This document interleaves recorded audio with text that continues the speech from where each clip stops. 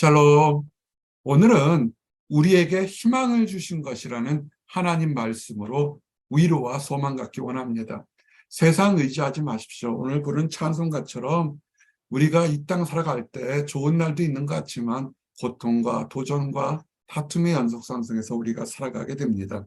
우리에게 희망을 주는 것은 하나님이시고 우리에게 희망을 갖게 하시는 것은 하나님의 말씀인 것을 믿으시기 바랍니다. 이를 위해서 하나님의 뜻을 늘 아셔야 됩니다. 하나님의 생각을 여러분 아십시오. 힘들고 어려울 때 낙심하거나 원망하거나 세상을 분석하지 마십시오. 세상을 분석한다고 해서 문제가 해결됐으면 가장 냉철한 사람들이, 치밀한 사람들이 세상을 지배합니다.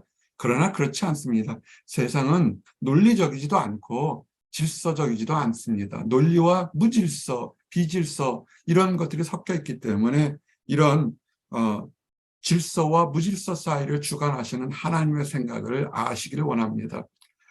너희를 향한 나의 생각은 내가 안 하니 평안이요 재앙이 아니라. 분명히 우리는 하나님을 믿고 나가는데 우리에게 재앙처럼, 우리에게 곤란함처럼, 답답함처럼 그런 일들이 연속적으로 다가올 때가 있습니다. 왜 나에게만 이런 일이 이렇게 억울하고 이렇게 답답한 일이 다가올까 생각할 때 그때 하나님께의 말씀을 돌아보십시오. 하나님은 우리에게 그 무질서 속에서도 미래와 희망을 주신 것이라고 정확히 선포되어 있습니다. 하나님의 말씀을 믿고 나가시기를 원합니다. 하나님은 우리에게 주시는 말씀이 나는 평안도 짓고 환난도 창조하나니 이 세상의 모든 것들이 무질서하게 제멋대로 흘러가는 것 같지만 그러나 그 모든 무질서와 질서를 주장하시는 분이 전적으로 하나님이신 것을 믿고 하나님을 의지하시기 바랍니다. 그래서 하나님을 의지하는 사람은 여호와를 경외하는 사람은 사람으로 생명에 이르게 한다고 했습니다. 그리고 재앙을 당하지 않는다고 그랬습니다. 악한 것들은 믿는 사람들을 어떻게 하면 재앙을 당하도록 막 두렵고 초조하게 하고 위협하지만 그러나 하나님의 보호하심이 있어서 이 억울하고 답답한 속에서도 피할 길을 만드시는 것을 아시고 하나님을 바라보십시오. 온전한 사람, 정직한 사람, 하나님을 믿는 사람은 평안인 것입니다. 지금 평안하십니까? 폭풍우 치는 가운데서 평안하시면 여러분은 지금 하나님의 손에서 하나님의 보호하심을 받고 있는 것입니다. 가진 것이 많고 누리는 것이 많아도 평안하지 못하면 뭔가 지금 하나님과의 관계에서 멀어질 수 있는 것입니다. 돌아보십시오. 우리가 가진 것, 세상을 의지한 것으로 우리가 평안을 누리는 것이 아닙니다. 하나님의 말씀을 전적으로 신뢰할 때 우리가 평안을 누릴 수 있는 것입니다. 그런데 내가 만약에 평안을 누리지 못한다. 그러면 나 쪽에서 문제가 있죠. 하나님은 우리에게 평안을 주시길 원하는 것이니까 우리가 어떻게 됐습니까? 부르짖으십시오. 기도하십시오. 불평하거나 원망하거나 어떤 사건을 분석해서 피할 길을 찾는 것, 그것도 좋지만 그러나 그 순간에 힘이 있을 때 하나님 불쌍히 여겨 주시옵소서, 하나님 도와주시옵소서라고 기도하면 하나님께서 우리의 기도를 들으신다고 약속을 하셨습니다. 출애굽기에 수백만의 이스라엘 백성들이 힘들었을 때 그들이 하나님께 우리의 고통을 돌아보아 주시옵소서, 하나님 살아계시면 우리의 고통을 돌아보아 주십시오 외쳤을 때 하나님은 말씀하시죠. 정확하게 그들의 부르짖음을 듣고 그 근심을 알고 있다고. 응답하시지 않은 것이 하나님이 안 계신 것이 아니라 하나님 때에 응답하시려고 듣고 계셨던 것입니다. 여러분의 부르짖음 하나님이 들으십니다. 그래서 결론은 나의 환난 날에 내가 주께 부르짖으니. 여러분 마음이 답답하고 어렵습니까? 그럴 때일수록 주님께 부르짖으시기 원합니다. 한국에 계신 한 성도가 보통 때는 조용해요. 있는데 그가 힘들고 어려우니까 오늘은 A4 용지 한 페이지 분량의 편지를 써서 보내왔습니다. 그래서 저도 답장을 했죠. 아, 그렇구나. 믿음이 없는 것 같지만 사실은 믿음이 있는 것을 언제 보냐면 위기의 순간에 기도하면서 그가 컴퓨터로 A4 용지 한 장 분량의 글을 쓰면서 중보기도해 주십시오 라고 하는 것을 볼 때 아, 그렇구나. 이 사람이 본인에게 또한 나에게 또한 그 편지를 쓰는 기간 하나님께 부르주셨으니 하나님께서 반드시 응답할 것을 믿습니다. 힘들고 어려울 때 오히려 중보 기도자에게 여러분의 소식을 나누시기 바랍니다. 하나님은 결코 자기 백성을 버리지 않습니다.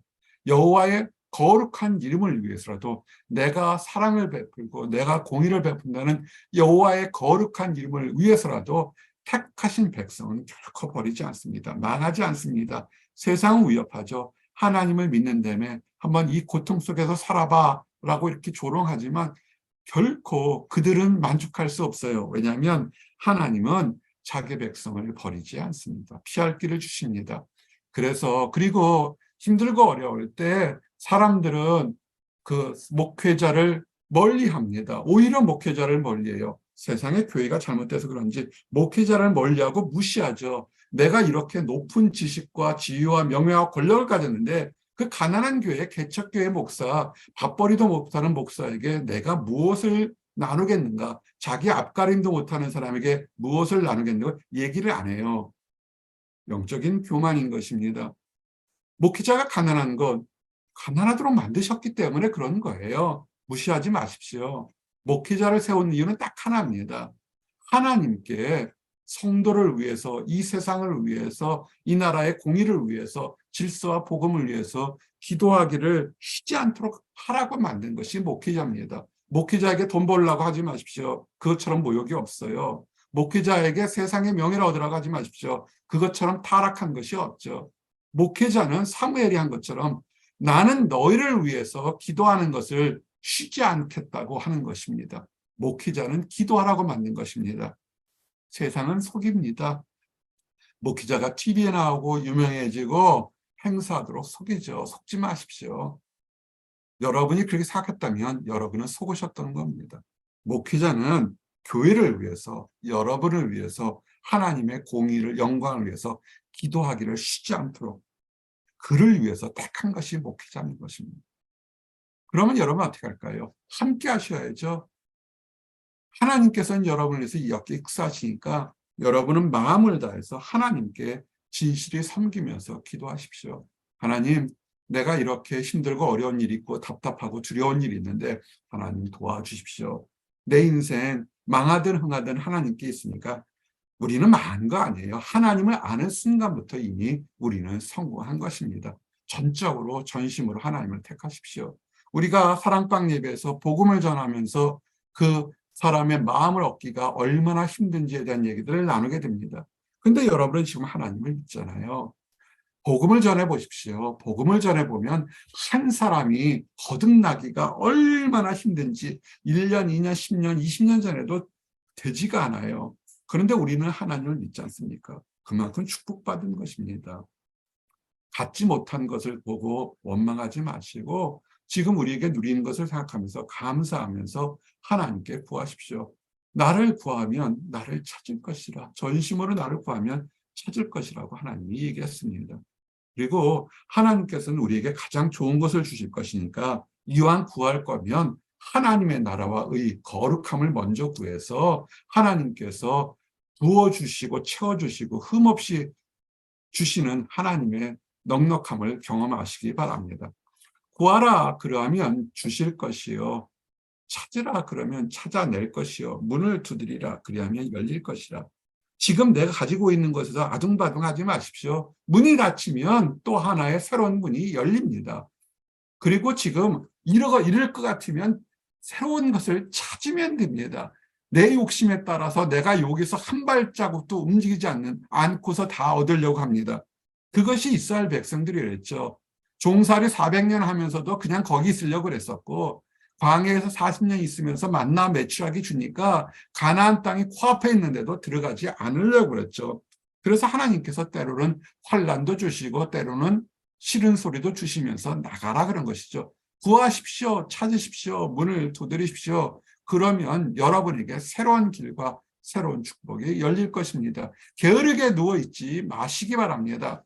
그리고 세상 것에서 구하지 마십시오. 수만 번 이 작은 목자이겠습니다. 사람 의지하지 마십시오. 자식 의지하지 마십시오. 부모 의지하지 마십시오. 여러분 직장 의지하지 마십시오. 기관 의지하지 마십시오.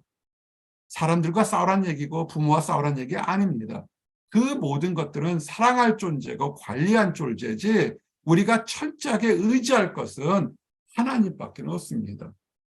부모 의지해도 부모 한순간에 떠나갑니다. 자식도 마찬가지죠. 물질도 마찬가지고 한순간에 떠나가게 됩니다.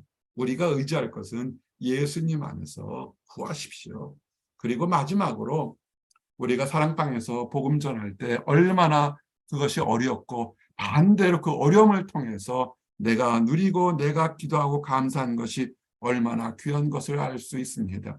여러분, 여러분의 직장 주시고 가정 주시고 환경 주신 것은 있는 곳에서 복음을 전하는 것입니다. 전도의 문이 열리도록 기도하십시오. 그러면 그것이 가장 귀하고 어렵기 때문에 그를 위해서 하나님께서 채워주시고 인도해 주십니다. 말씀을 정리합니다. 너희를 향한 나의 생각은 내가 안 하니 여러분을 향한 하나님의 뜻은 알고 계십니다. 지금 재앙처럼 보여도 아닙니다. 더 큰 평안을 주시기 위한 것입니다. 이를 위해서 기도하십시오. 그리고 희망을 주는 것입니다. 지금 눌러 앉아 있지 마시고 떨쳐 일어나 새로운 가나안 땅에 들어갈 때가 된 것입니다. 여러분 힘들고 어렵다면 그 자리를 떨쳐 일어나서 가나안 땅으로 들어가는 하나님의 또 다른 약속이니까 두려워하지 마시고 하나님을 믿고 나가시기 바랍니다. 기도하시겠습니다. 하나님 감사합니다. 우리에게 보이는 것이 재앙이 아니라 우리에게 평안을 주시는 것이고 새로운 삶의 희망을 주는 것임을 깨닫게 하심이나 감사합니다. 눌러 앉지 않게 하시고 게으르지 않게 하시고 머무르지 않게 하시고 하나님 안에서 하나님이 주시는 약속과 소망 따라 새로운 가나안 땅으로 들어가도록 허락하여 주시옵소서. 요단강이 가로막고 여리고성이 가로막는다 할지라도 하나님께서 함께 하시면 그 모든 것이 강이 갈라질 것이고 여리고성이 무너질 것을 믿습니다. 믿음의 선진들이 한 것처럼 우리도 믿음 따라 나아가도록 허락하여 주시옵소서. 특별히 복음의 전도의 문이 활짝 열려서 믿지 않는 다른 사람들에게도 이 기쁜 소식이 다 전달되도록 허락하여 주시옵소서. 늘 감사드립니다. 예수 그리스도 이름 받들어 기도드렸습니다. 아멘.